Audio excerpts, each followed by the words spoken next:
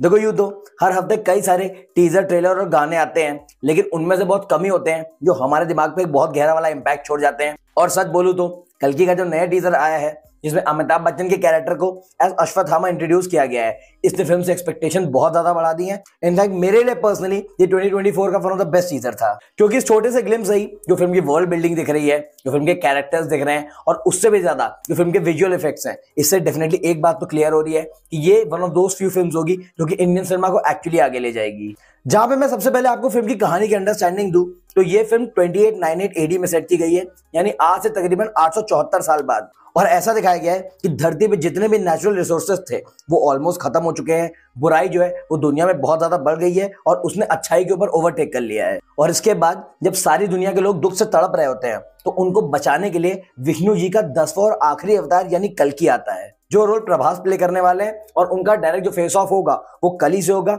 जिसका character Kamal Haasan play करेंगे। और इस पर्टिकुलर टीजर में जो अमिताभ बच्चन का अश्वत्थामा कैरेक्टर इंट्रोड्यूस किया गया है, ऐसा बताया जा रहा है कि वो इस पूरी लड़ाई में कल्कि का साथ देगा और साथ में ये भी बताएगा कि आज के कलयुग में एक्चुअली कली को कैसे हराया जा सकता है। तो पर्टिकुलरली अगर मैं इस टीजर की बात करूं तो इसमें अश्वत्थामा के कैरेक्टर को इसलिए दिखाया गया है क्योंकि ऐसा कहा जाता है कि वो आज भी हकीकत में कहीं जिंदा है। बेसिकली उनको महाभारत के टाइम पे कृष्ण जी से एक श्राप मिला था और इस वजह से ऐसी सेइंग है कि वो आज भी इस धरती पे जीवित है। और एग्जैक्टली इसी वजह से टीजर में ऐसा दिखाया गया है कि जब उनके कैरेक्टर को गोली पड़ती है तो उसका उन पे बिल्कुल भी असर नहीं होता। और इसीलिए साथ में बैठा हुआ बच्चा पूछता है कि क्या आप वाकई में भगवान हो। And that is the reason कि अगर आप इस टीजर को ध्यान से देखेंगे तो उसमें अश्वत्थामा के कैरेक्टर का एक यंग वर्जन भी दिखाया गया है, जिसके माथे पे एक मड़ी है जो कि चमक रही है। लेकिन वही ऑन द फ्लिप साइड जो अश्वत्थामा का लेटेस्ट वाला लुक है उसमें मड़ी गायब है। और उसके बाद जब टीजर में वो ऐसा कहते हैं कि अब आखिर वो टाइम आ चुका है, उसके बाद वो उठते हैं और एक पत्थर तोड़ के शायद से उसमें से मड़ी निकालते हैं, जिसके बाद उसको माथे पे लगा लेते हैं और वो फिर से चमकने लगती है।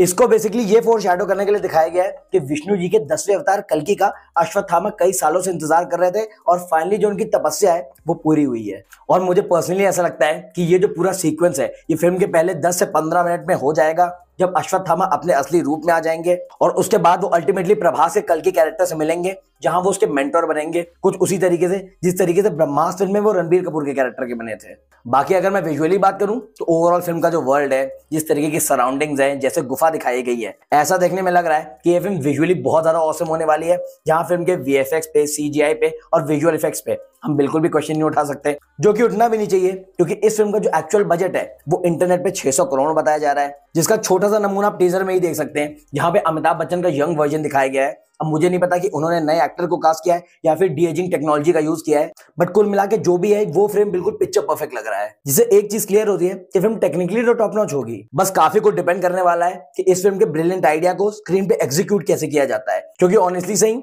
कली वर्सेस कल्कि की लड़ाई पे आज तक इंडियन सिनेमा में एक भी लाइव एक्शन फिल्म नहीं बनी है। तो बेसिकली इस फिल्म का जो विजन है उसके कंपैरिजन में अगर मेकर्स ने 50-60% भी अचीव कर लिया तो डेफिनेटली एक ऐसी फिल्म होगी जो कि इंडियन सिनेमा को रियल सेंस में आगे ले जाएगी। वैसे आपको बता दूं इस फिल्म को ऑलरेडी 3 बार डिले किया जा चुका है, लेकिन अब ऐसा बताया जा रहा है कि ये फिल्म डायरेक्टली इलेक्शंस के बाद रिलीज होगी। और सच बताऊं तो ऑडियंस को कोई प्रॉब्लम भी नहीं है, हम खुद भी चाहते हैं कि मेकर्स जितना टाइम हो सके ले लें, क्योंकि लास्ट में जो फाइनल प्रोडक्ट होना चाहिए वो बिल्कुल फ्लॉलेस होना चाहिए। क्योंकि अगर ऐसा हो गया तो प्रभास की रियल सेंस में कमबैक फिल्म होगी, जिसका उनके फैंस बाहुबली 2 के बाद से इंतजार कर रहे हैं। तो ओवरऑल मैं ये कह सकता हूं कि मुझे पर्सनली कल्कि का जो नया कैरेक्टर टीजर है वो बहुत ही ज्यादा जबरदस्त लगा। आई नो कि जितनी भी इंडियन ऑडियंस है वो इस साल सबसे ज्यादा एक्साइटेड जो है वो पुष्पा 2 के लिए है, लेकिन मैं अगर पर्सनली अपनी बात करूं तो मेरे लिए जो साल की मोस्ट अवेटेड फिल्म है वो हमेशा से कल्कि ही है।